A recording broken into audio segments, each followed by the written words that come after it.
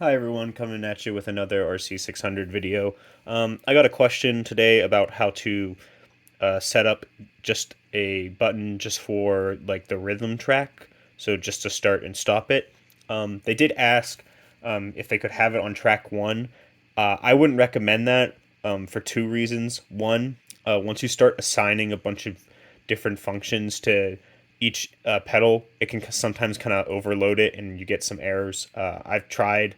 Uh, I'll show you what I tried to do and basically why I recommend against doing it. So I just went to an assign and I said like, okay, on assign two or sorry, assign one, we have on track one play stop, which would be this button here.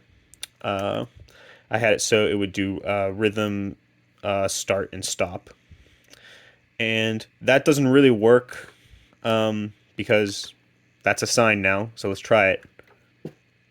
Oh wait, it doesn't do anything. So what basically it requires to have something already recorded, and I don't think that was really the person's intention there. They didn't want that to happen. Yeah, and see now. So now it's like kind of all glitched out and not really working correctly.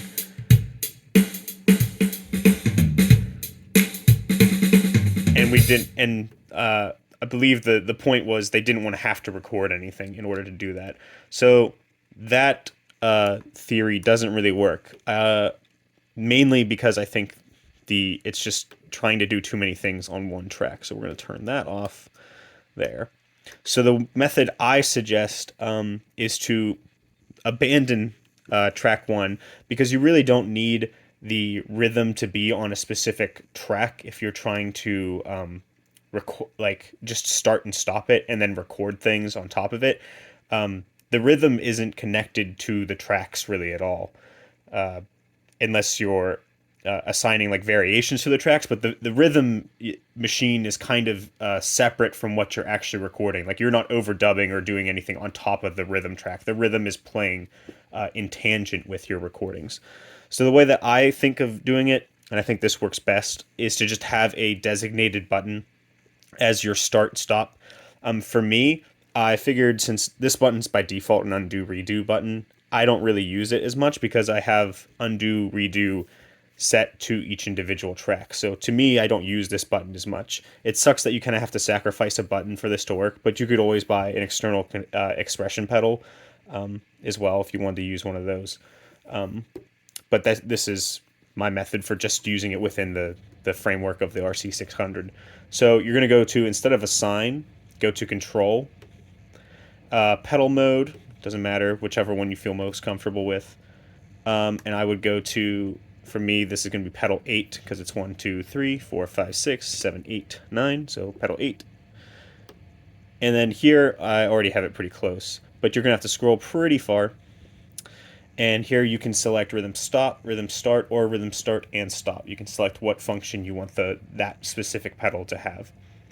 And you can tell it's working along with it because it starts flashing in line with the tempo. So now, when I want to start my rhythm, even though I don't want to record anything, there we go. Maybe if I just want to, jam a little bit before I start recording stuff, but now I have a way to start my beat, and then I have a way to stop my beat too. And that's pretty simple, and I think that makes it a lot more cut and dry. And that way, if you're going to use this for like live performances, you really want things to be as consistent as possible, so that way you don't have to rely on anything to chance. Okay, I think that's going to be all for this video. I will be doing some more today, answering as many questions as I can.